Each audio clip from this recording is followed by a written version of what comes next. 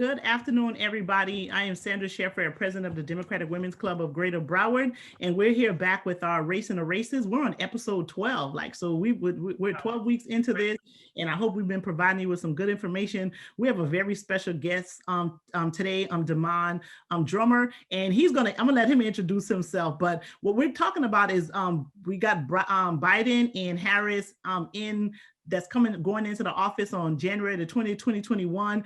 They have this Build Back Better agenda that they're putting forward, and we need to know how the Black community fits into that agenda, and what are our asks going to be, and what is it that we can ask for with a realistic expectation. And one of the ways that we're trying to make sure we get a lot of our asks is to get those two senators in Georgia elected, Jon Ossoff and Reverend Raphael Warnock. But Damon Drummer said that there's a way that we can get that done even without those two gentlemen there, but we still want to get them there. We want to keep Georgia blue. We want to keep that blue movement going. Yesterday was the last day to register to vote in Georgia. Early voting starts in Georgia December the 14th until December 31st. And a runoff election is on January the 5th. I think over 1 million people have already requested their vote by mail ballot. They're trying to do some shenanigans and limiting the drop-off locations and all of that. Don't let them suppress your vote. Make sure you send it back in, drop it off. And if you got 2 weeks of early voting, December 14th to the 31st, go do that, or go off on January 5th and cast your ballot. But don't make sure your voice is heard, and we take advantage of these two very important seats in Georgia.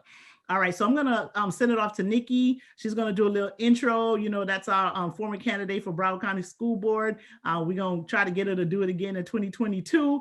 And we're gonna talk about a lot of different things today. So Nikki's gonna introduce herself, and then our special guest is gonna do most of the talking today because he has a lot of valuable information to share with Great nuggets of information. So excited. Thank you so much, Sandra, again, and thank you to Mr. Drummer for agreeing to be here. We're missing one person. Carol is not with us this evening. However, she's with us in spirit, and we will see her next week. So like Sandra said, we are so excited to have Mr. Drummer here. I'm gonna let him introduce himself. I'm so eager to have this conversation because we want to still keep everybody civically engaged and continue the momentum that is 2020. It started off really bad, got worse a little bit in the middle, but we did see the light at the end of the tunnel, and we're hoping that we can build on that momentum. So Mr. Drummer, without further ado, please introduce yourself. Hey, so happy to be here, and I appreciate the invitation. I consider this Black media, so I'm trying to be on Black media. So yes, this is really cool. Coming. But no, so I'm Damon Drummer. I'm the co-founder and executive director of New Consensus. New Consensus is a new think tank that is known for originating ideas like the Green New Deal.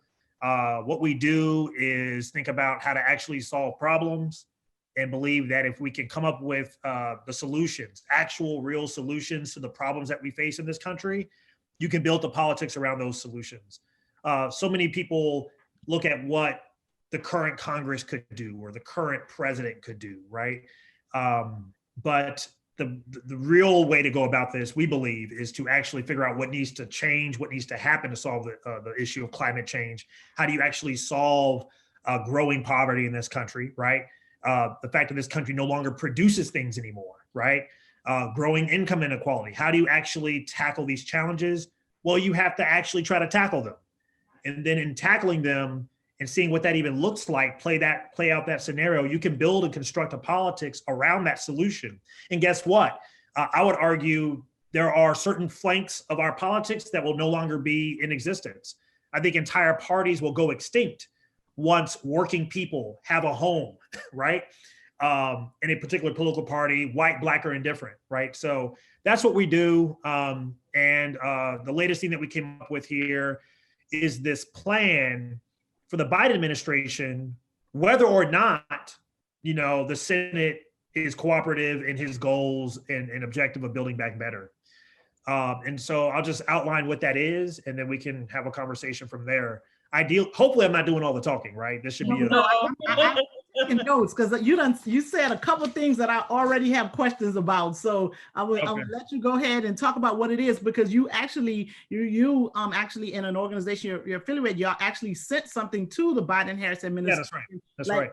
you know, y'all always say y'all can't do something. This is how you can do it. And here it is, right? You presented That's with right. that information. So give us like a summary that, you know, regular folks can understand, you know. So We'll talk about that. the top line is that, Mitch McConnell doesn't get to co-president of the United States. Oh my God. Right? We have a system of government that is designed to balance power, the balance of powers. Absolutely. So this idea that Mitch McConnell can set the agenda for the entire country is a lie, right? If we let Mitch McConnell set the agenda for the entire country, he who is a member of the cult of death, right? You can tell by his hands that he is part of the cult of death, right? Hey, preach. He is not in a position to keep the country from still existing and thriving, right? Right. So what does that mean? It means that we have a tool in our federal system called the Federal Reserve. Now, the Federal Reserve is America's bank.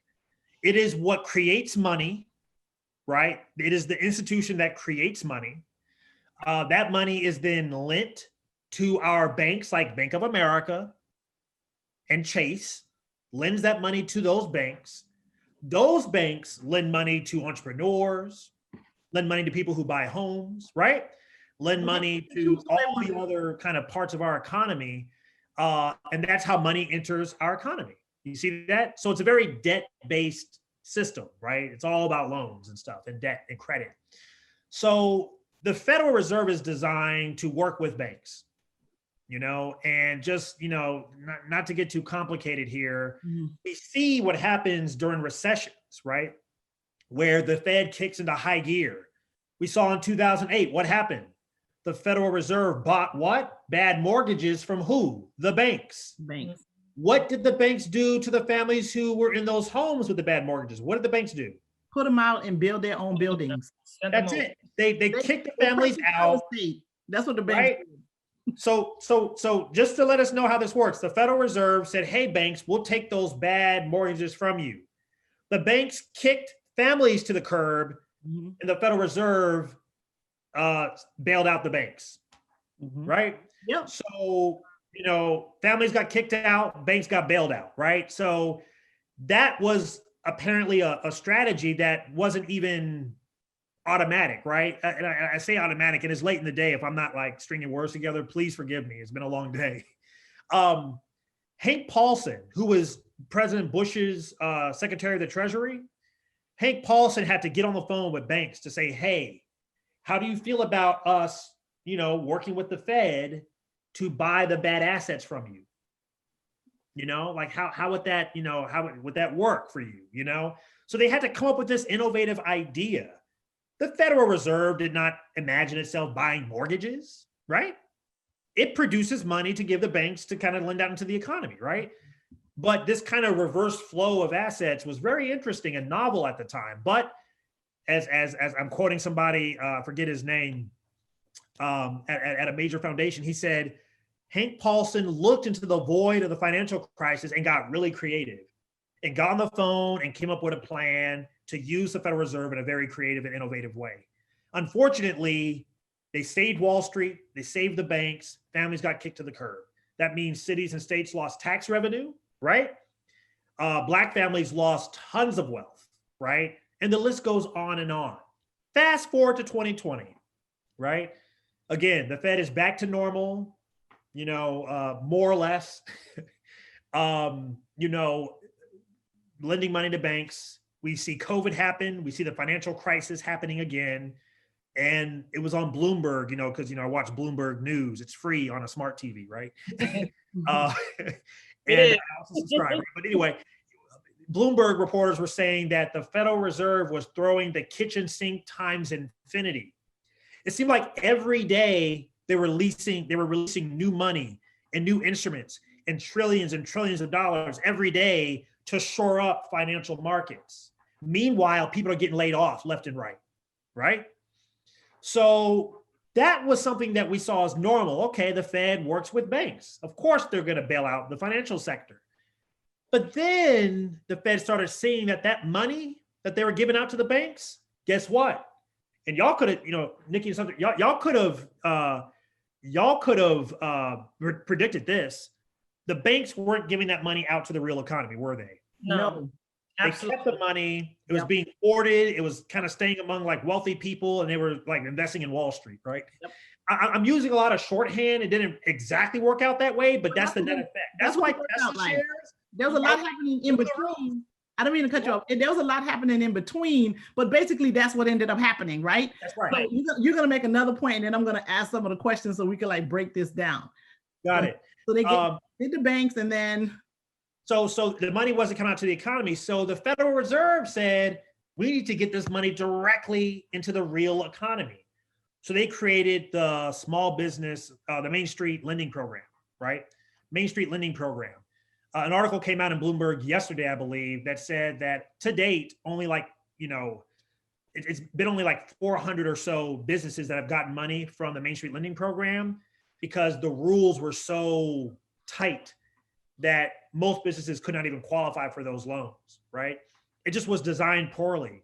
The design of that program is not the point, though. The fact is the Fed saw that the banks weren't getting money out to the real economy. So the Fed said, we need to get this money out to the real economy. We'll find a way to do that and at least direct the banks to do it. We don't have a way of working directly with businesses. That's not we don't even have that technology. So we're gonna have to work through the banks, but we're telling them that this money that we're making, that we're creating, is going directly to small businesses. That makes sense? So they had to work through the banks, but the Fed was saying, this is for business. You can't use this and buy stocks, right? So that's an interesting development because that had never happened before in the history of this country. That was historic. That was 2020, right? Let's rewind a bit to the fall of 2019, though. We saw that, are y'all familiar with the overnight commercial lending market? Basically, big banks and big corporations lend money to each other. Yeah. It's a payday loan for corporations, right? That's what they do, right? Right? They trade money around at night, right? Small interest rate, 2%, But when you're talking about $1 billion, that's a lot of money. hour loans, things like that. Well, the interest rate on that overnight commercial paper market went up to like 8%. The Federal Reserve Bank of New York, guess what? Added money into that commercial lending market in order to bring the interest rate down. So more companies wanted to borrow money than there was money to be borrowed. So the Federal Reserve Bank of New York created money and put it into that overnight commercial paper market. Now, I don't know about you, but why do corporations get to get cheap loans, right, for 2 weeks and 30 days, and American workers have to go to payday lenders and pay 400% interest? If not 2,000. Right? Mm-hmm. So I think these maneuvers that we're seeing really show is that money is a tool, right, to mobilize resources in our economy. And the big corporations, the very wealthy, they have unlimited access to this tool. And the rest of us are given very limited access to this tool. If access at all. If access at all. So what our memo is saying is, we know that America's bank, the Federal Reserve, is where money comes from, right? Now, it can't just do this stuff willy-nilly. You end up screwing up the economy, right? But we'll come back to that. We're saying, okay, and we know that banks aren't doing their part, particularly the big banks aren't doing their part in getting money to the economy. So we were saying that even if Biden doesn't have a cooperative Senate, Biden can rebuild this country, address the climate crisis, renew the economy by doing three things. One, setting a national agenda by saying we are focusing all federal spending, and we have a national strategy for a healthy economy and one that is sustainable and addressing carbon emissions and bringing carbon emissions down and joining the rest of the world in addressing climate change, right? Building infrastructure, right? Having high-speed internet, right? Doing all the investments to make America a beautiful place to be, right? Kickstarting high-wage industries and the green economy. We should not be having to import solar panels from China exclusively. We should be building the next generation of solar panels right here in America. We can upgrade buildings, all the stuff we need to do, pay teachers, all this stuff, right? We can build back better, right? And that's our agenda as a country, right? So one, we need a national agenda. That's item one. Two, we need to use the Federal Reserve as America's development bank. And instead of having the Main Street lending program run out of the Boston Federal Reserve, it needs to be run out of every single Federal Reserve bank throughout the country. So the Federal Reserve Bank of Chicago should be handling the Main Street loans in Chicago. Those should not be handled by a dozen people in Boston who are working incredibly like overtime to like figure all this stuff out for the whole country. How is that happening, right? The Federal Reserve Bank of St. Louis, right, should be handling the loans in the St. Louis region, right? And so we can use the Fed to inject money into the economy. And if banks are cooperating, fine. But if banks aren't cooperating and want to hoard that money, we have to bypass the banks and maybe find community banks that actually care about their local areas, right? Find some Black-owned banks, park the money there and get that out to Black-owned businesses, right? So that's item one, right? So get money directly to the real economy. I'm sorry, item one is to have a national strategy. Item two, use the Federal Reserve to get money into the real economy. And three, find ways to leverage existing technologies to get that money directly to the people, right? So small businesses, individuals, what have you, we don't have access to this money. We have to go through banks, right? And so we need to start finding ways for this leverage, this power, this money to get directly to the economy.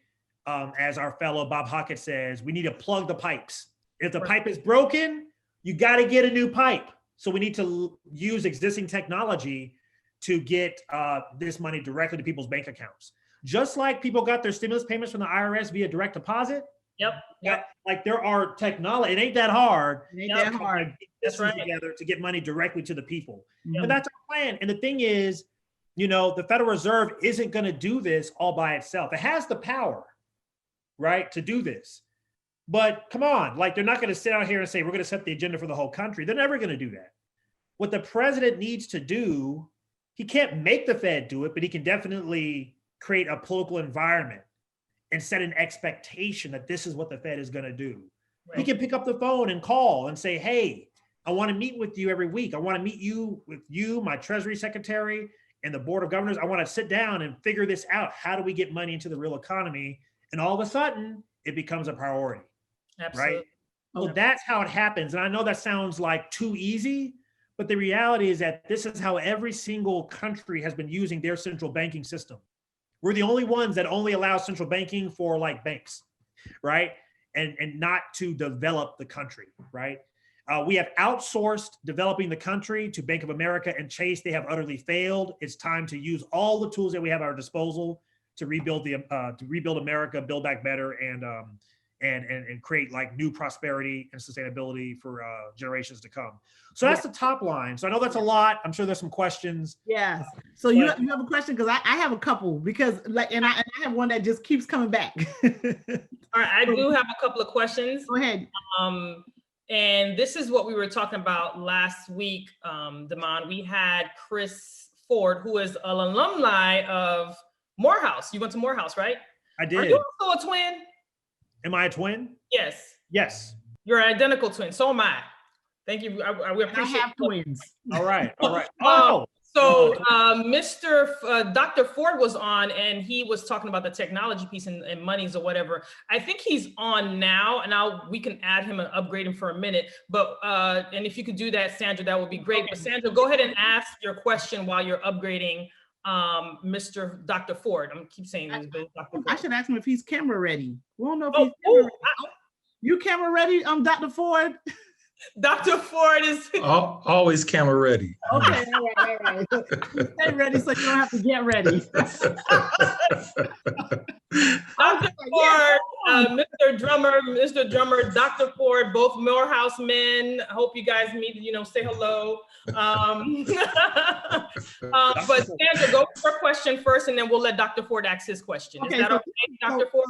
Yeah, so my question, because all the things you're saying is great. I understand it, you know what I mean? And one of the things that we talked about before we got on is that we're marketed in a way that we like don't understand money, don't appreciate money, and just afraid of it and all different types of things, right? So if the reserve, if the president decided to do this, right? Where would the pushback come from? Like, why? Because I think that the reason why it wouldn't happen is because it's going to be some pushback. And where would the biggest pushback come from? Is it like the banks would it come from them? But then banks are made up of people, right? So like, okay, so what is it, that industry going to do it? Or is it that we have to have a whole marketing thing, get people to understand what it means, to understand it better first, and then you do a program like that? Or do you just do it, implement it, and then kind of do the outreach and have them understand it while it's happening, right? Like, I'm not sure. Is it clear what I'm asking? Because it sounds like there's going to be pushback from someone, because maybe they're going to lose that overnight money that you were just talking about, right? And I'm sure that's billions and billions of dollars, and people aren't going to just be like letting somebody else take their money, right? The little bit that I learned about in business school is that their businesses are always trying to find a way to just get all of the consumer, all the money they can out of a consumer, right? You don't want to leave anything on the table. So where would the pushback come from, if at all, from a plan being like this? If the president said, "Yep, great idea, I'm going to do this," like, where would the pushback come from? And may I add to your question, because he's very eloquent, because I have to run. I have a tech incubator folks group in 5 minutes. So I asked the good brother Desmond, Morrow's brother, to add to that.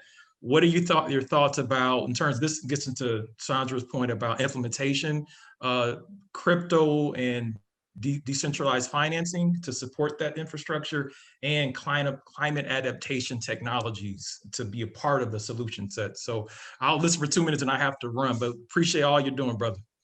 Got it. It's great to meet you. I hope to be connected. I guess this is the place to be on a Wednesday evening. Everybody needs to be on the show, right? But this is really cool. So the pushback is something that we call institutional conservatism. Okay. Right? Somebody can be progressive minded, but somebody can be entirely too committed to how things are done in business as usual, right? What I find very interesting is that people who are politically conservative seem to be the ones that are most innovative in the uses of public systems and the state to accomplish their goals. We just watched 4 years of Donald Trump breaking a lot of norms and standards and how things are supposed to happen in Washington. Now, he did violate the law in some cases, but in most cases, he was just doing what was entirely legal. It just hadn't been done before. So I think the number one pushback is going to be a fear of doing something that hasn't been done before. And we all know that there's a risk that the new administration overcorrects in their attempt to return to normal order, to regular order, and their attempt to return to normalcy and reestablish some sense of decency, some sense of like governing competence, that they lose their courage to act boldly and innovatively to actually solve the problems that they were elected to solve, right? So the biggest pushback is going to be folks that are in and around the new administration that are always going to say, well, we don't want to violate norms. We don't want to, break the rules, even though everything that we're proposing is well within the rules, right? I'll tell a quick story. When Obama was elected 12 years ago in 2008, there's a story called Crisis Wasted. And I haven't read it yet, but there's this amazingly haunting story in there that says Obama was asking, has the Federal Reserve done all it can do? Have we done all we can do to address the financial crisis? And the people around him said, yes, we've done all we can do. And in hindsight, the reality was that we had not done all we could do. That the chair of the Federal Reserve, Ben Bernanke, who was appointed by a Republican, in his talks after he left that position, he said, looking back, they could have gone harder. They could have been more aggressive. Their concern about breaking things was unwarranted in that situation. They threw tons created trillions of dollars and only kept the country from going into a depression. We still went into a recession and we're still suffering from that, right? So people look back and they're forlorn, even Republicans. Ben Bernanke, he's conservative. He was like, we could have done more. So that's the pushback.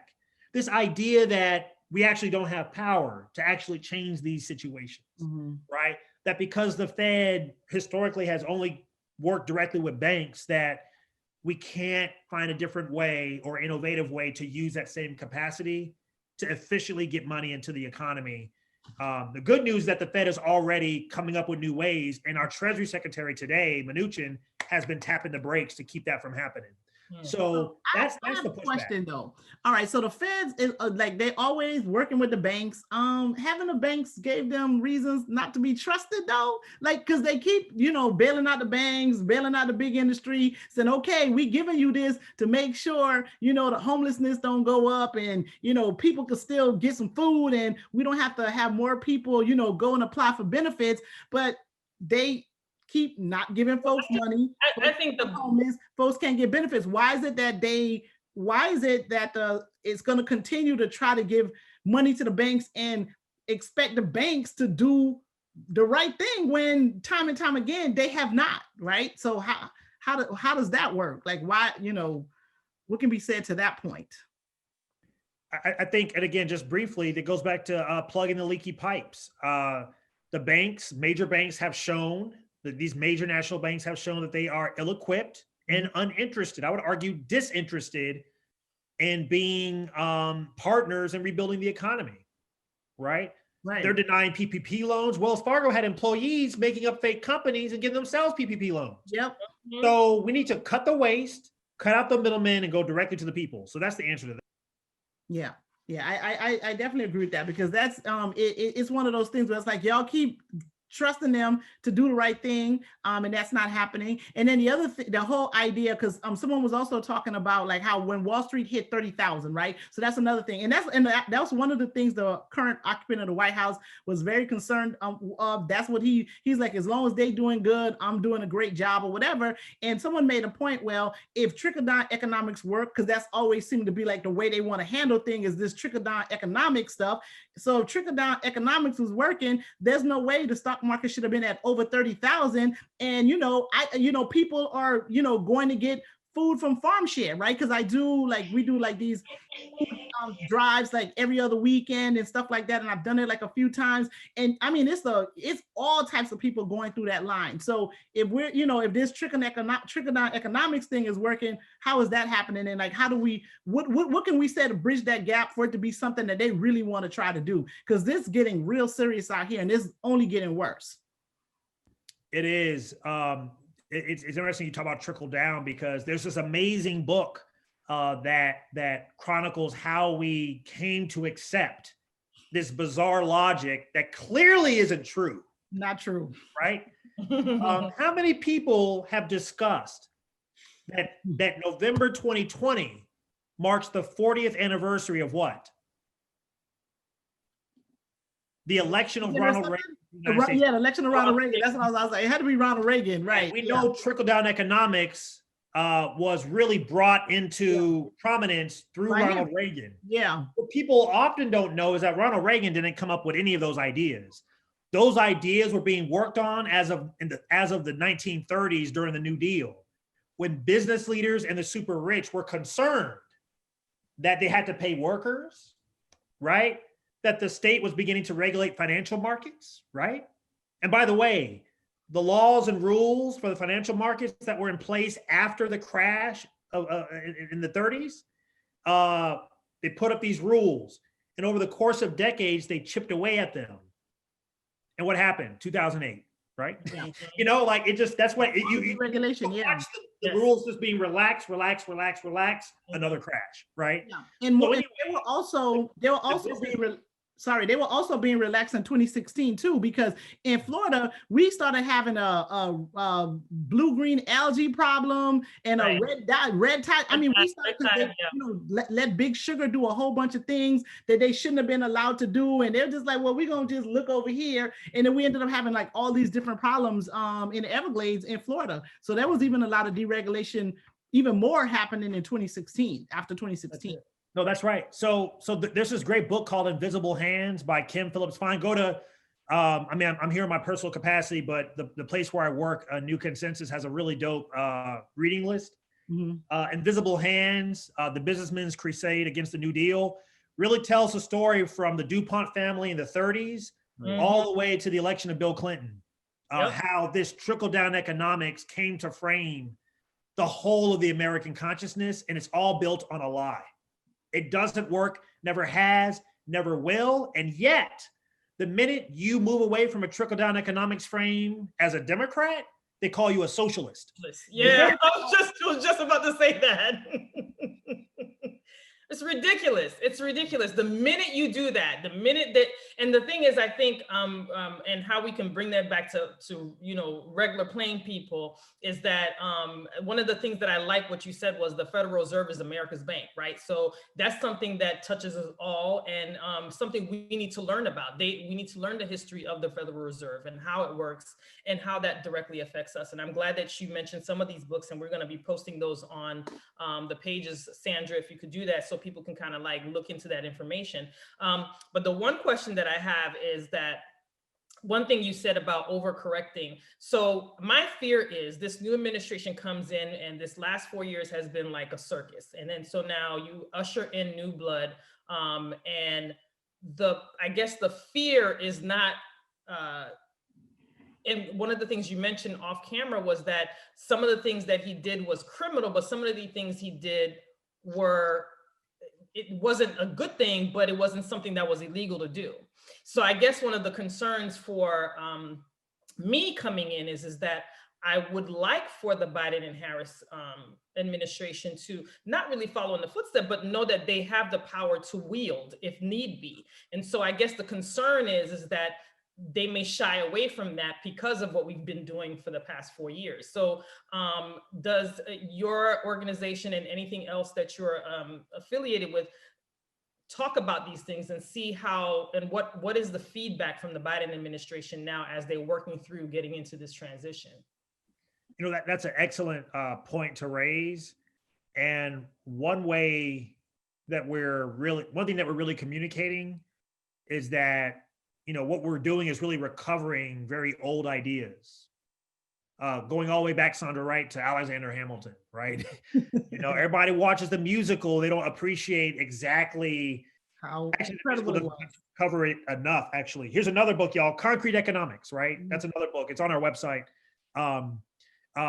Really lays out how, to the point that was raised, that what we're really doing is returning to the strategies that created the prosperity that Donald Trump kept talking about, but never could deliver, right? It means that the state, our government, the public sector is actively involved in the economy, right? Like that's the way you build a domestic economy. It means that you do protect local industries by putting up tariffs and trade, taxes. You tax imports to protect the ability for America to build things. That's what, tariffs were like 50% at one point. That's ridiculous, right? Yeah. But that's how you build a domestic economy. Guess what? It's like what we tell these developing countries around the world. Oh, you just grow bananas and buy iPods and iPads and you'll be fine. That's never how a country develops. It's only when a country is growing bananas and building tables and chairs and building high-end finished goods, like doing the clothing and cell phones stuff. Only then are you really able to, really kind of build a local national economy. And so what America has done is forgotten the lessons of the past, right? The lessons of the past. And so what we're trying to communicate to this new administration is that this is actually very traditional. We're just saying the last 40 years have been an aberration from the American way. You know, you got to speak Bidenese, right? Right. Right? Like the last 40 years since Reagan has been the aberration from the American system. We have to recover this idea that we actually do have the power to influence the direction of the economy. It's what Biden says he wants to do. And what we're saying is don't let the people tell you you can't do it, because even without the Senate, he can lead this country to prosperity using any and every tool available, right? Yes, sometimes you need a screwdriver, but we have this thing called a hammer that is the Federal Reserve, and we have a whole lot of nails to drive into making this house a lot stronger, you know? Okay. Terrible metaphor, but you get the point there. So Right. that's our strategy. It's like, yo, these are old ideas, you know? And the Fed is designed to do this. It just needs to be allowed, and in some cases encouraged to do this, right? So that's going to get us to talk about some of his picks, right? So he's looking at Yellen to be the Treasury Secretary, right? And then I believe there's going to be a Nigerian guy, Wale Akin something, that's going to be part of that group. And there's another sister from Harvard, Morrison. I can't remember her first name, but Ford. I'm like what's her name? Morrison. Her last name is Morrison. What's her first name? I can't think of her first name, but she's going to be part of that. If you're familiar with them, do you think like these are the type of ideas that they would think to bring, or is it going to be, or those aren't the progress, or those individuals aren't progressive enough to be willing to make these types of move to pretty much get people back together? Because it's rough now. I believe it's going to be a lot rougher, particularly since I suspect there's going to be a shutdown coming sooner, sometime in January. Like I think we're going to have to go into a lockdown to deal with this COVID situation again. And there's going to have to be some sort of way to, give people money or some sort of relief. The choice of Yellen and some of the people that he's going to put in the Treasury Department, do you think they can bring these sort of ideas? Your thoughts on that pick? Yeah, I think Biden is assembling a team that is tremendously competent and understands the nature of the crisis and the challenges that we face on the economic front, right?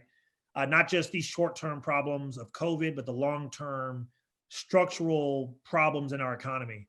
And I think it is the job of outside groups who don't have to worry about the day-to-day management of all these things and considerations and briefings they have to prepare and research they have to do, to supply some ideas that they can readily execute. So that's our job, right?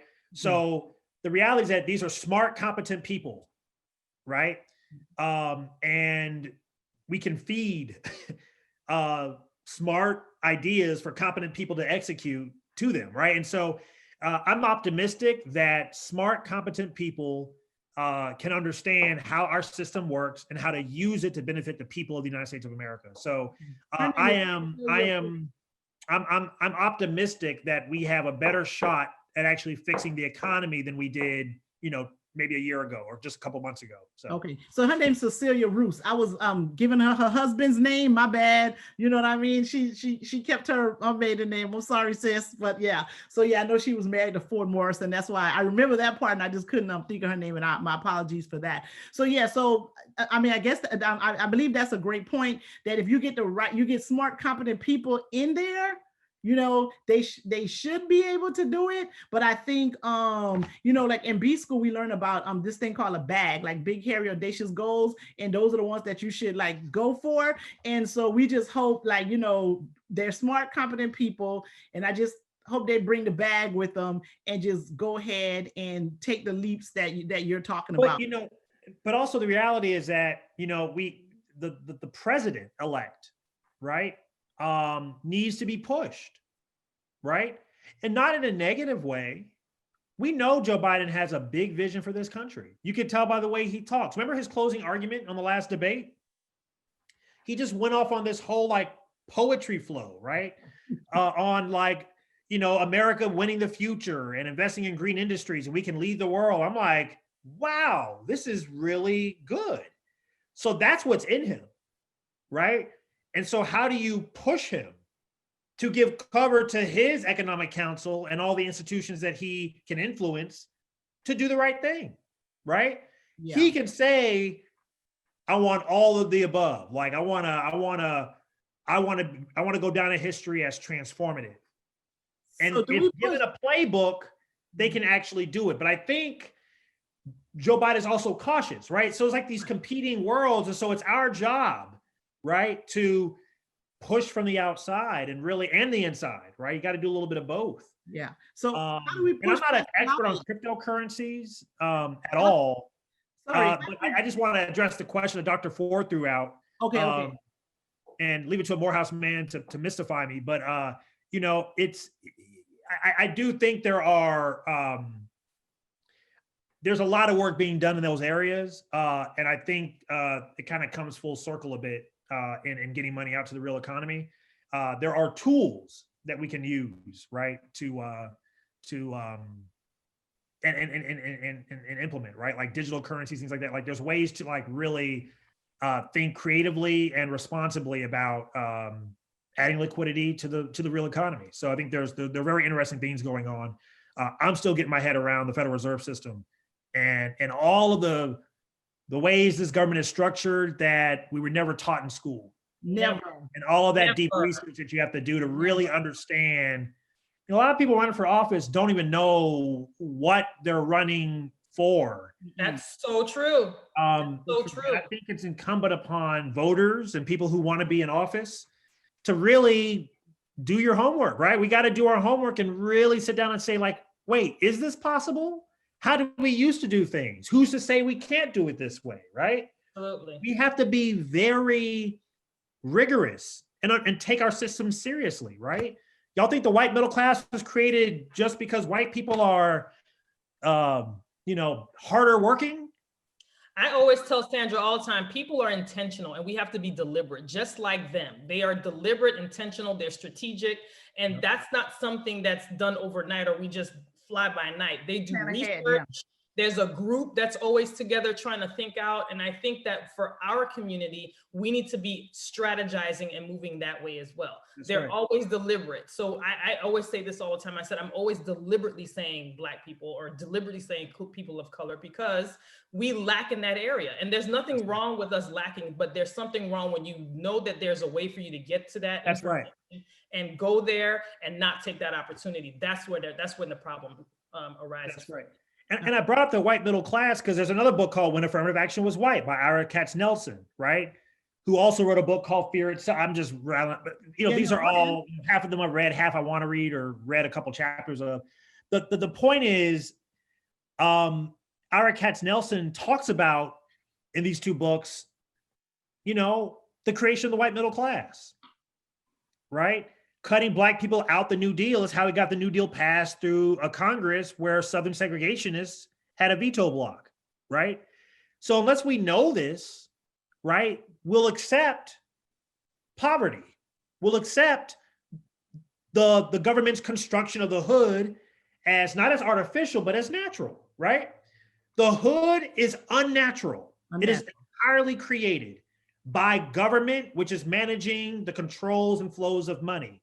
Right. It is created by a racist financial system that keeps money away from Black people and allows white zip codes to get more money, but not all white zip codes, y'all, only white zip codes in certain areas, right? Right. There's some white kids in flyover country who go to school 4 days out the week because their school ain't got enough money to pay people for 5 days of school, right? And that's that invisible white poverty that nobody wants to talk about, right? That Jesse Jackson was talking about in 1988 and 1984, but we won't go into that because they start calling you a socialist, but go ahead. Right. No, seriously. So one of the questions that I wanted to ask was Biden, you said Biden had this great speech. He wanted to do all of these great things and he should be able to do it. But it's like, and you said we should push, right? But how do we push past the lobbyists, right? Because I think that's who you really got to push past because all these big corporations, they got this lobbyists, they dumping all this money,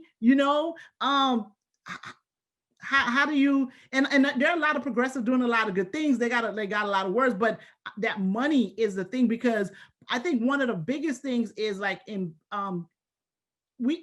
to be like a really big re-education of a whole bunch of things, particularly in our community. Because like you made a point about people running for office and they don't really have a clue and an idea of what it is that they're getting themselves into. One of the things that I did, I spent this election cycle doing, was I was talking to a lot of candidates, right? And I remember I interviewed there's some of the offices I interviewed more than one person that was running for the seat. And it's a couple of the races where the most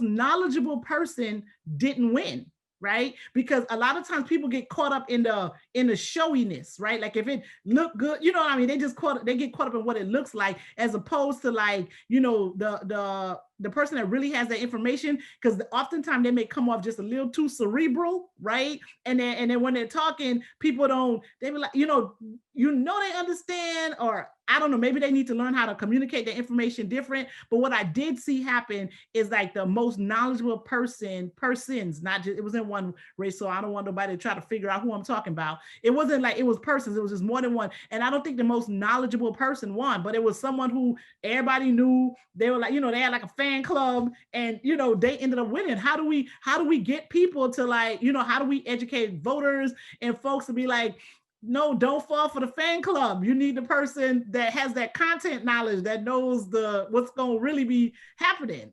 Sandra, I don't know what you're talking about, but I can tell you're talking about a particular race. I can just tell you, it's so much detail there. I'm like, she ain't even, this is not an observation. It wasn't one race, because I spoke to a lot of people, and I don't want nobody to try to be like, who's she talking about? Like, I don't want to do that. So, but I just saw I have to ask you, was you talking about me? No.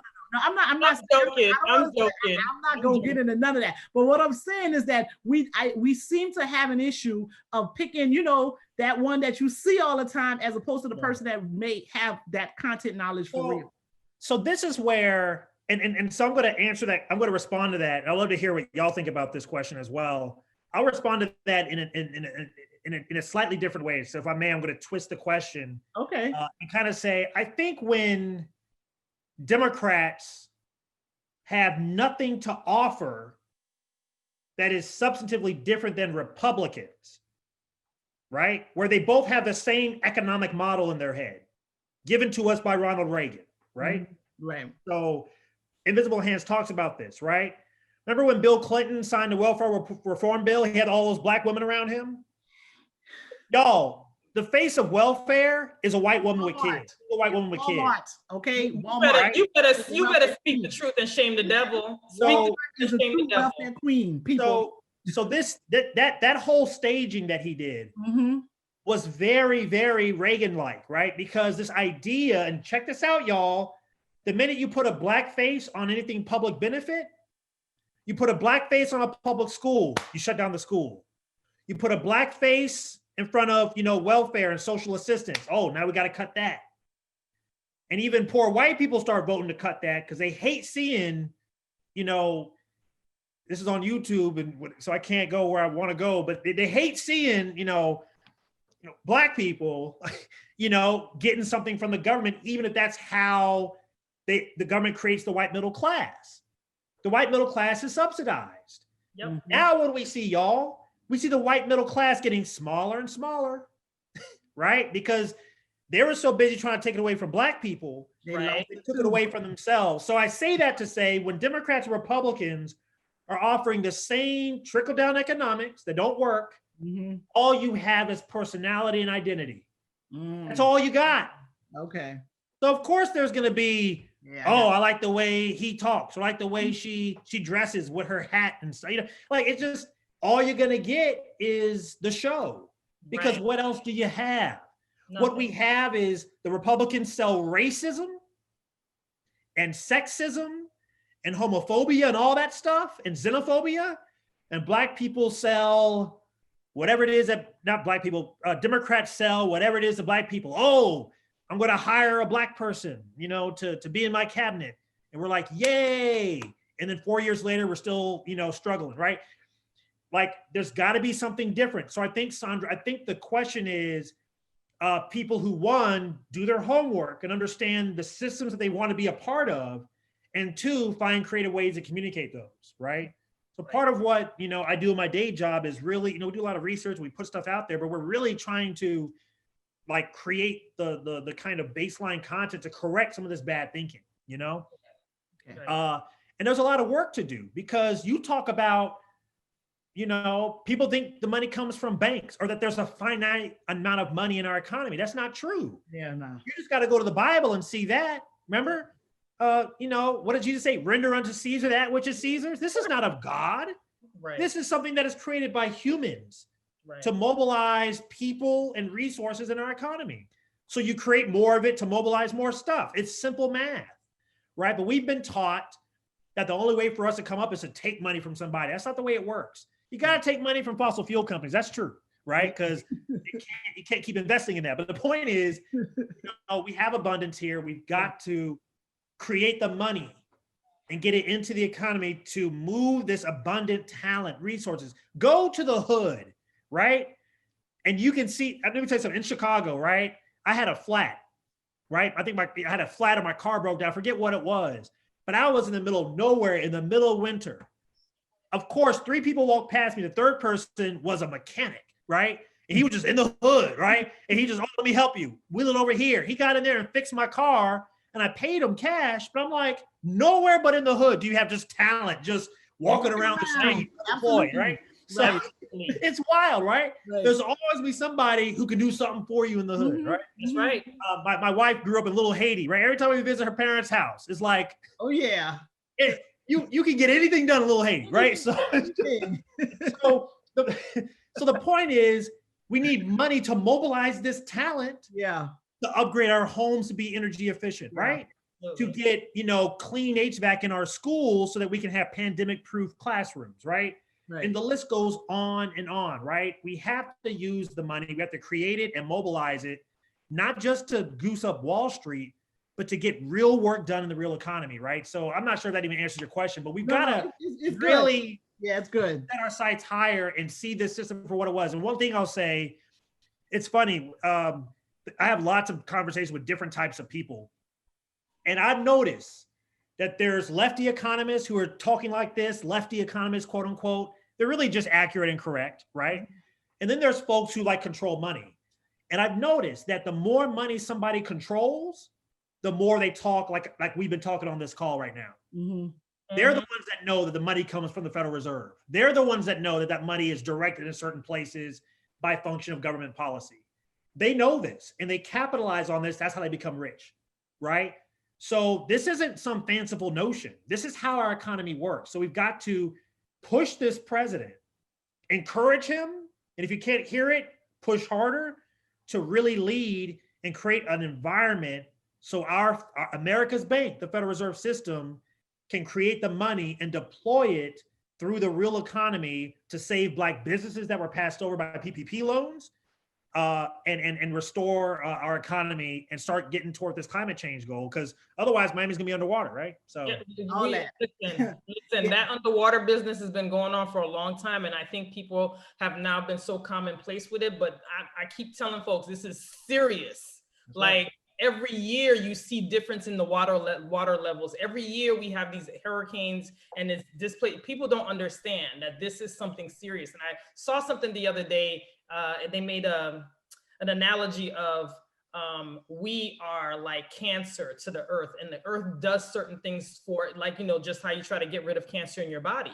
And that means, the tsunamis, that means the hurricanes, that means all these different things. And so people really need to realize, like, this is where you live. You have to take care of where you live, not just your home and your car, but the earth. And so that's a really great point that you make. It's important that people need to understand that. Yeah, so you talked to us way longer than you planned on doing it, and I truly appreciate it. And I'm just gonna ask one last thing, and we can close out on this point because I know you have to go. There was some things, there was some conversations that were going on in the last couple of weeks, because a lot of the things you're talking about, and the people who I think you want to have push this president is a lot of the activists in the activist community, right? So push him on the Green New Deal, push him on the environment issue. There's a lot of talk about pushing him on criminal justice reform and all of that stuff. And Angela got into some heat because she said something about Obama, because he was saying he said we need to stop that defund the police conversation, and she made a comment about that. And she was like, listen, the activist community say it the way it is,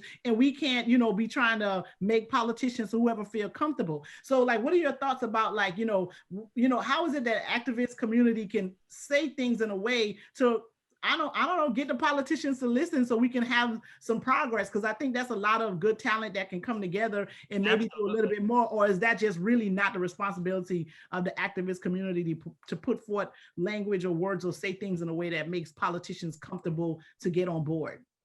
Yeah, I think I find it bizarre that we have politicians lecturing activists on what to say. I'm like, what and then they want to blame the activists for the poor showing that Democrats had. Yes, Biden won the popular vote and won the presidency, but also Democrats lost some House seats. A lot in Florida. And there was not a single state house, a state legislative chamber that was flipped by Democrats. That is not the defund the police fault, the activist fault. Democrats have been failing to flip state houses long before anybody ever heard of defund the police, right? So I find it odd that they always want to blame some Black people. So what about for the failure of the Democratic Party? What about defund the police and the socialism talk? Because South Miami, again, we from South Florida. I grew up in Little Haiti too, and Miami they got less votes. The Democrats got less votes. They lost 2 congressional seats in South Florida, and part of it was that socialist conversation and the defund the police. So is it that the Democrats didn't do enough, or the Republicans did just way too much and they were good in their messaging? I think it was a little bit of both, right? Republicans knew exactly who they were talking to and what they were saying. Did you watch that convention? Yeah. It was bananas. It was crazy. And you would watch the news panels afterward, like, that was incoherent. I'm like, no, they're speaking very clearly. Like, they were talking it's to, right? very clear to me, right? Like, I mean, I actually am sometimes laughing at sometimes like these mainstream news outlets. They don't even understand what Republicans are doing. I'm like, I hear it. But again, people don't read, people don't know history. They don't know what's being said. It sounded like the Goldwater campaign from, I think, 64, right? You just got it. But if you don't know the Goldwater campaign, you would never kind of make the connections. Anyway, long story short, I think it is always activists' role to push the public conversation. I remember when Black Lives Matter used to be something you couldn't say out loud, right? And now Amazon has on their, banner image, "We stand by the Black," whatever the hell that means. All right? of them, they all did. Yeah, I was getting all kind of emails. Right? And I'm still trying to figure out what that means, because I'm a Black person. Celebrating Juneteenth. What means, like, what does that mean? They were celebrating Juneteenth. I was getting Juneteenth emails like, we support people. We're gonna give everybody the day off for Juneteenth, and I was like, we really getting Juneteenth off? Yeah, it's like, what is this? What is this? It's like, just pay your workers in the Right? warehouse. I think everybody will be fine. I think that would kind of do more than just this little banner on Amazon. So no, I think it's interesting. I think it is our job to never settle, right? For people who can't get their head around defund the police, they're just willfully being ignorant. It's the same people who couldn't get their head around Green New Deal. They were just willfully being obtuse. Oh, I don't understand. It's like, one, don't be mad that you didn't come up with it, right? 2, we don't need people with badges and guns taking traffic reports and taking accident reports and pulling over people for their taillights being out. Like, right. This is very simple. And arresting it's very simple, but and we have to have the conversation, right? Is it odd that defund the police is a bridge too far for people, and yet the country, we can't even fund the government yet, but the Pentagon is funded. We couldn't pass a second round of relief for COVID, but the Pentagon got funded. Yeah. Isn't that related? Does anybody think it's weird that our government thinks that it can't not fund the Pentagon, but is letting people get evicted and letting people lose their jobs, letting small businesses, which are the lifeblood of this economy, both parties say, but we can't have any assistance for small businesses? I mean, come on, man. Like, I know we good Christian people up in here, but I'm about to start cussing because this is all, it's a mess. It's a mess. It's a mess. And then, somebody should not be afraid to be called a socialist, right? But you better know what that word means. I would argue we don't even have capitalism in America. We have social democracy for corporations. They have direct access to politicians. They get all these public subsidies, right? Yep. We have all this support of government for big corporations, right? An entire legal apparatus built around big corporations and the rich. So that's not capitalism. That's like training wheels for rich people, right? Wait, that's The rest of us socialism. are out for here rich living in a people. free economy, suffering and struggling. So, I think I'm not concerned with labels. I think they get in the way of talking to busy Black people and people who just are trying to live their life. We have to explain the content of what we mean. And so we need to talk about the Fed fine, but talk about how we're going to save Black businesses and build Black businesses using America's bank called the Federal Reserve System. And that's what our plan is all about. Right. Yeah. When you were talking about like how we really don't have capitalism, and one of the things I think about, because that messaging is real. Like for example, so when they were giving out those PPP loans, they were like bailing out airlines like a month, like within a month of like COVID happening and people them not telling people to fly, right? And I'm just like, well, wait, I thought they told me I needed to have 6 months of savings in case there was an emergency, right? So how is it that some corporation like an airline don't have, like within a month of them having a little bit of problem, they all of a sudden they're acting like they don't have no money to pay their bills and they need to get billions and billions of dollars from the government, but then people are arguing about whether or not they should send $1,200 to like regular folks, right? And people, and you would have like a person talking against their interest and I understand why the airline needs this because people aren't flying. I'm like, well, how you don't understand why you should probably get $1,200 a month for the next 6 months or however long, because you don't have no job no more. The rent man gonna still want their money and all of that stuff, but they can justify Cheesecake Factory getting $35 million, but in the same breath, they're not willing to even say, okay, I should get some sort of subsidy. That's one. And I want to make one other point. Like one of the things that they passed in Florida was a $15 minimum wage, right? But it won't happen until it'll be $15 in 2026. And I remember having this conversation with my students, and they was like, nah, if we get paid $15, they're gonna raise our rent and everything else is gonna get more expensive.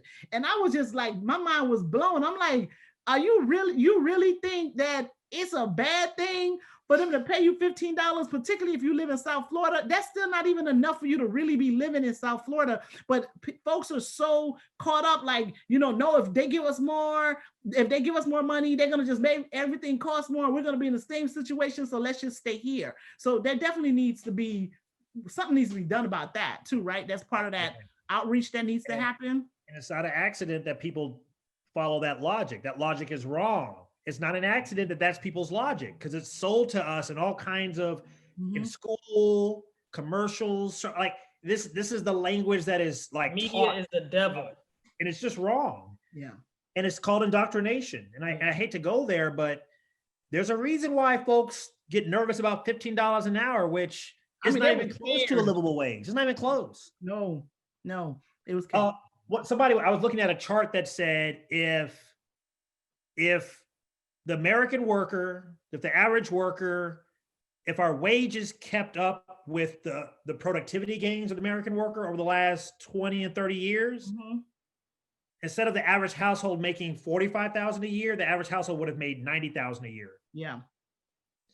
And I live in a neighborhood in South Shore where on my block, people who didn't go to college used to live on this block. Yeah. Now everybody on this block got 18 degrees and 30 jobs, and everybody hustling just to be, on a decent block. And it's like, it's not an accident that my friend grew up on the block that I live in now, right? It's odd. He came to visit. He's like, oh, wow, I grew up at that house right there. His parents did not go to college, right? And the only people who didn't go to college on this block are like really old, and everybody else had to just like do whatever they could to just, people are sending letters to people on my block trying to move it. So what I'm saying is the economy has changed where you have to go get student loan debt just to get a livable wage to pay off the debt and maybe live a comfortable life. Right.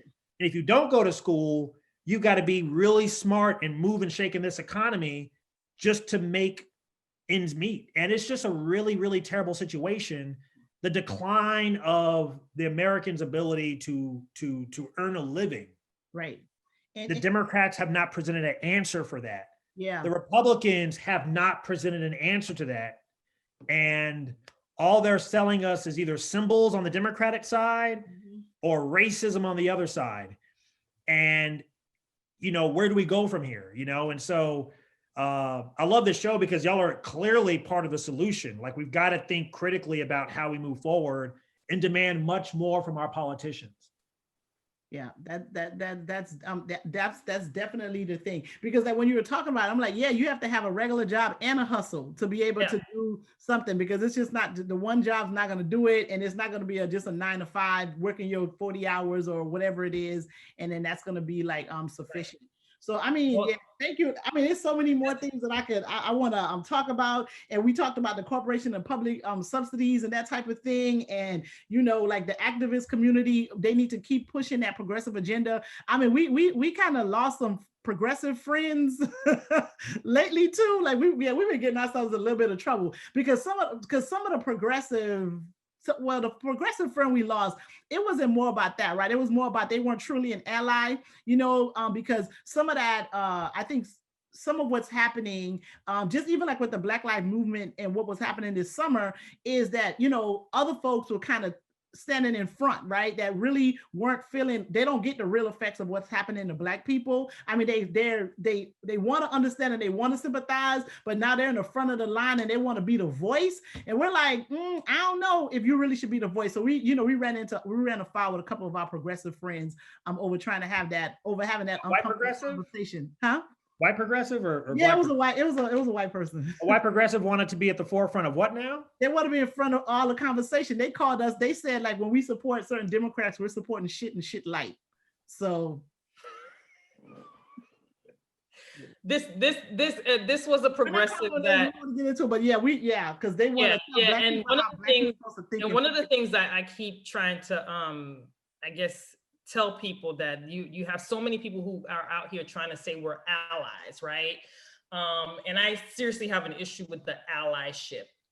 This is my own personal thing, but I feel like they infiltrate, and those are the most dangerous ones, right? The ones that come in and tell you, hey, you need to do this, you need to do that, or, you know, I'm only voting for Biden because, you know, Trump is this, that, the other, but Trump really isn't, but I'm just voting for him because he's just too vile. Okay, so those people will come in and they tell you certain things.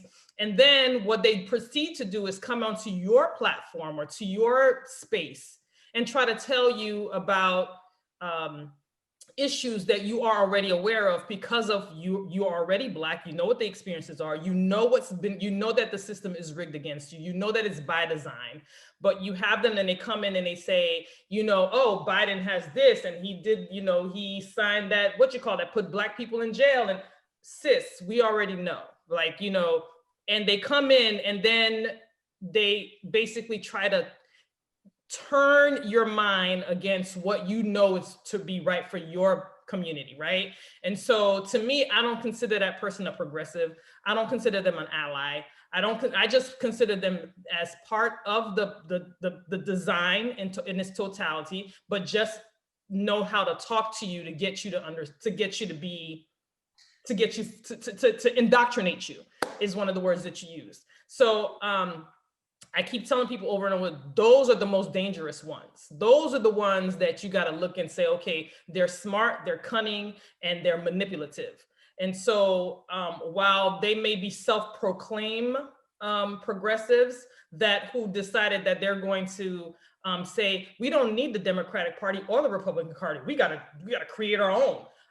Okay, I'm not saying that there's a problem with that, but you're trying to get Black people to come into that fold. You're trying to weaken one party over another when it's not really weakening the party, in my opinion. You know exactly what you're doing. So yes, we have those type of people who infiltrate, who are constantly trying to make it look like they're part of the revolution, and just to find out that you're just there to kind of take people away and distract them. So the bigger picture is revealed or realized. Okay, so you say that it's like the privilege of being a white progressive, particularly if you grew up in like an economically kind of advantaged area, is that all the issues around you are theoretical. Yeah. And so you can kind of have your purity and look down upon, you know, Black people who, you know, whatever, right? It's a whole mess, and half of them are racist anyway. And so the interesting thing, and I know I'm in my own capacity, and you Mhm. probably have to edit this part out, but you know, I actually think one of the challenges for a progressive politics, whatever that word means, is that so much of the language is oriented and for white people. And so I've been talking to folks who are running for office. They're Black, and they endorse things like, you know, the Green New Deal. They're running with like this progressive agenda, and the Black voters are talking to say, oh, this sounds like some white shit, right? Mm-mm. And so that tells me that we need to have our own language, Right. I right? agree. And even with kind of what's happening with this racial reckoning moment right now, Mhm. so much of this conversation is directed to white people, right? And Facts. you know, I see a lot of Black people being left behind in the conversation itself. Mhm. How many Black people can even get our head around defund the police for real? Yeah, for Like, real. for real. For real, for real, real. Like, and really have that conversation about what does safety in our communities actually look like? Exactly. How many of us are we having that conversation with Black people?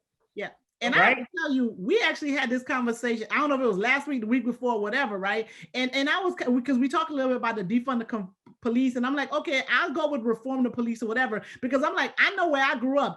Nobody over there is gonna say we don't want a police department, no matter, you know. And I've known people that have been killed by the police and all of that type of stuff. But if you tell those folks like, okay, just get rid of the whole police department, they're gonna be like, no, then we all gonna die, right? And So that's the work. And that's Right. the work, right? That's the work. That's the work, right? That's the work. It's like, you know, let's go to the Bible saying, no, we need an outpost of Pharaoh right here. Damn it. You know, it's like, no, like that's the work. We have to go and engage us to understand what does safety look like, right? Because, you know, it's a whole mess. Because It is a most of that need for, let's talk about this, y'all. Most of the folks, let's go here. And We you'll go have to in, edit we this go in. out. You'll have to edit this out. Most of the folks Uh-huh. say we still need a police department. Mhm. That is just an expression of internalized racism. What they're saying is these other N-words need to be policed Right. to protect me. To protect me. That's So right. we need to have that conversation, because Yes. that conversation ain't gonna happen on MSNBC, Right. right? Right. So Even though Rashida is the head of MSNBC, but it's still not gonna happen. it ain't gonna happen at MSNBC, Not yet. right? They're not And ready. I think it's odd, y'all. We got the first Black bachelor. We got the first Black Secretary of Defense. Uh-huh. We got a Black president. I'm like, what's going on here, y'all? Don't get it twisted. Black folks still out here getting the short end of the stick. That's right. Let's not forget that. Right. There's so much work to be done. Just talking to Black people and forming our own language around a progressive politics, right? Absolutely. Otherwise, Black candidates who run a progressive agenda sound like they're talking like white people, Right. Yep. right? And we got to really unpack what that means. And I've heard that enough to Mhm. take it seriously, to be like, we need our own Black progressive politics. And look to none other than Jesse Jackson. He's old. I saw Jesse Jackson in a diner literally 2 days ago. Mhm. I was getting takeout on 53rd Street in Hyde Park, right, from Valois. And there he was getting his food and, you know, walking out. And I was going to talk to him, but he's old and it's COVID. I don't want to talk, you know, I'm like, ah. Right. But he was lining out. Mhm. You listen to the speeches that Jesse gave in 84 and 88 for the Democratic National Convention, and you'll hear whiffs of Bernie Sanders. Bernie Sanders endorsed him way back then, right? Mhm. Right. Yeah. Right. And Jesse won more states in 84 and in 88, I believe, at least one of those years, if not both, than Joe Biden won in 2008 and 1980, I think. You know, whatever he ran, He ran right? in 88. Biden first ran in Yeah, 88 and 2008. That's right. And so Jesse did better than Biden in those in those two runs, right? So the question here is, what is our language, right?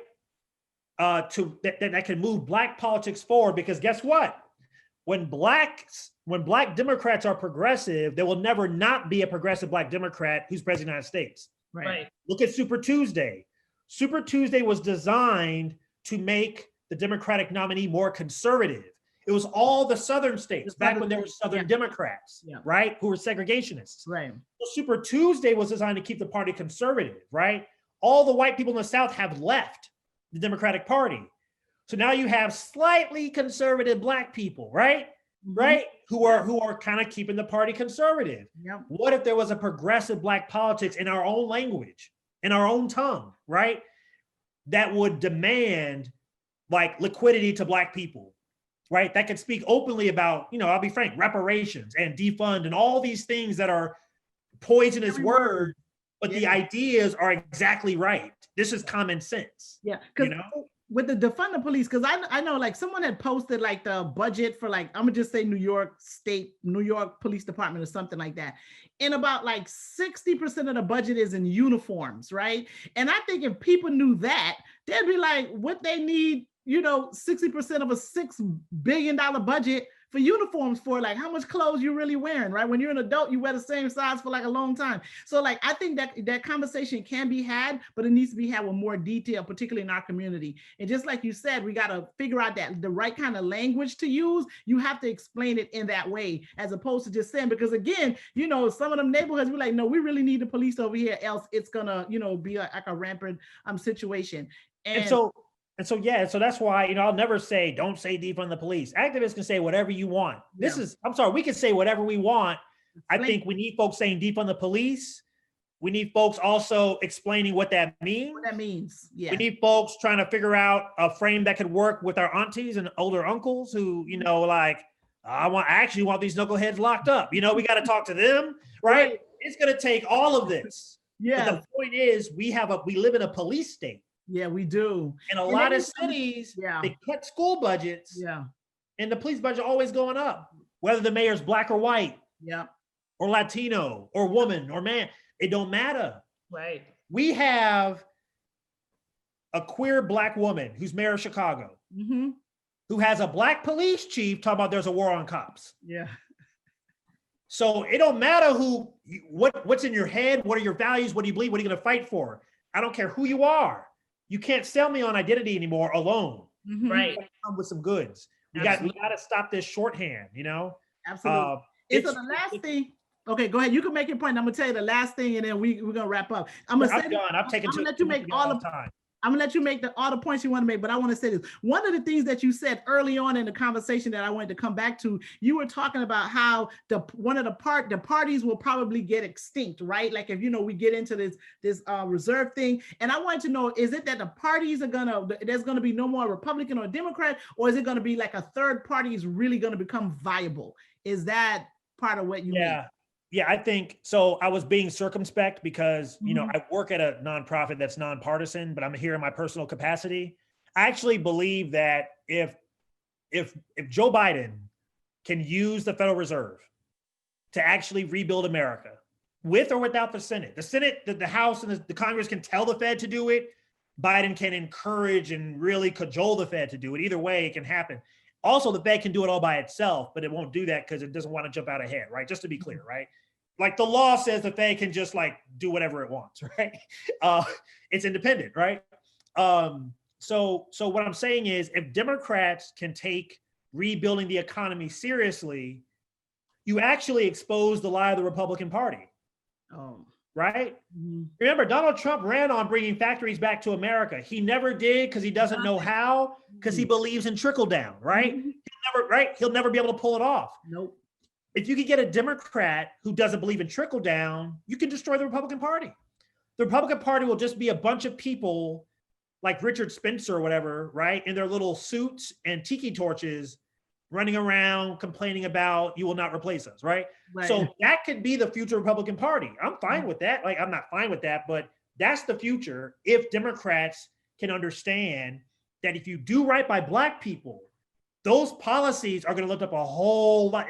Derek Bell talks about, I might be construing this, but I won't go to convergence. But the point here is you've got to do right by Black people and you've got to stop ignoring white poverty. Yeah. Right? I think East Coast Democrats act like there are no such thing as poor white people. Right? But you got to engage working class Black people, Black people of all stripes. You got to talk to like working class white people, rural, urban. You got to have the solutions. You got to talk to the farmers who are sharecroppers today. And this is what a white man told me about his uncle. I told my uncle, this sounds like sharecropping. Right. It was a very tough conversation. But Mhm. it's tough convincing a white man that he's a sharecropper. Very tough. Yeah. Like I've always said that policies that are made to uplift and bring Black people to a level playing field benefits all. That's right. All people benefit. The minute that we have a policy for us, it benefits all of us. And That's so I think the importance that you mentioned to wrap up is that we have to talk that language to our people. We have to make sure that everybody understands. I'm glad you mentioned these books because we will be posting those books to make sure that everybody has an opportunity to kind of learn about the way things go. But the most important thing, and I'll keep on saying that, I think I'm going to make it turn into a hashtag, is that the minute we do something, the minute something is done for Black people to get us somewhere policy-wise, everybody benefits. Right. Doesn't matter That's who right. you are. Everybody benefits. Right. And it's sad that we have to frame it that way sometimes, but it's true. It's true. It's true. And one more book, y'all, Knocking the Hustle Against the Neoliberal Turn in Black Politics by Lester Spence. He's at Johns Hopkins. Lester Spence, Knocking the Hustle Against the Neoliberal Turn in Black Politics. Very good book. Definitely talks about how this trickle down infects even the Black church and Black culture, including hip hop. It's deep. It's Very deep. good, dope guy, has a cool videos online. Very smart brother. And it's yeah, a lot of work to do, y'all. A lot of work. It's a lot of work to do. Thank you so I don't much. know, I don't know what y'all gonna do with this footage, but this was fun. Thank you. Thank you. So we fun. So we're gonna have our final thoughts. So go ahead, just tell us what your final thoughts are. We shouting out Georgia. So tell us what your final thoughts are, and then we're gonna go ahead and wrap it up. And thank you everybody on Facebook, on the Zoom for joining us. We really appreciate it. My final thoughts is please wear a mask. I'm begging and pleading. Yeah. Please wear a mask. It's very serious out here. Until they have a viable vaccine that all white people have taken, and then we've waited 6 months to make sure there was no side effects with them, then we'll consider that. But please wear a mask. And just please make sure that even if you don't care about you, but care about the people around you. So that's my final word. All right, Mr. Drummond. Yeah, my final thoughts are, we can't accept excuses, right? So no more excuses. There's a lot more that the incoming administration and the House can do, whether or not the Senate goes our way. We want the Senate to go our way, but we can't let that stop progress if it doesn't go our way. Mitch McConnell cannot, one monkey can't stop the show. So, yeah. Seriously, that definitely needs to stop. So thank you, everyone. Thank you, Georgia, for turning blue. We need you to stay blue. John Ossoff and Reverend Raphael Warnock, we need y'all to go ahead, start voting for them on Monday, December 14th. Early voting ends December 31st. And then the actual election day is January the 5th, 2021. So that's our shout out to Georgia. There's economic stuff, I will put up those books. We need to get more informed about it. We got to do a lot of outreach. And the Biden-Harris administration, we know what our ask is, and we gotta keep putting that pressure on them for them to definitely do things to thank the folks and show. And again, like if it benefits Black people, it benefits everybody, and we really need to hold them accountable and make them do the things that needs to happen for communities of color. It was an absolute pleasure and privilege to have you on, Mr. Drummer. You don't understand. Yeah. To us, and we will be disseminating this information via Facebook, but also Sandra has a YouTube page. Her brother is the great technology guy. We're gonna cut them in pieces and give out like some good nuggets, especially the books that you recommended. I don't know how else to thank you, but I've learned a lot tonight. Yeah, I'm getting these books. So I thought I was gonna be chilling over Christmas break, but it seems like I got about like 6 books to read, getting ready for 2021. You can do it. I could do it. I'll join a book club if y'all start one. That might be something to do for 2021. So I'm for it. I'll join. I'm here for it. I'm all for it. I'm all for it. And it's these type of books that keeps us civically engaged and keep us ahead of the game. Because listen, the white middle class, that's what they do. And so and they always a step ahead. So we got tons of government support. That's really what it is. Because when you were talking about that bank stuff, I'm like, listen, people like you were talking about the guy that was a mechanic. That dude, if he could have got a loan to open up a little mechanic shop and sustain him, he would have done it. But he probably couldn't even get a credit card with a $500 limit on it. So exactly. Yeah, it's rough. It's rough. He couldn't even get a card. All right. Well, until next week, thank you so much, Mr. Drummer. We'll be back next week with a young lady who's running for St. Louis mayor. We're excited to talk to her next week. So check us back, same time, 5:30. And Mr. Drummer, again, it was a pleasure. Thank you This was so fun. much. Thank you for having me. This Shout was out to so- Brenda. Thank you for sharing them with us. All righty. Bye-bye.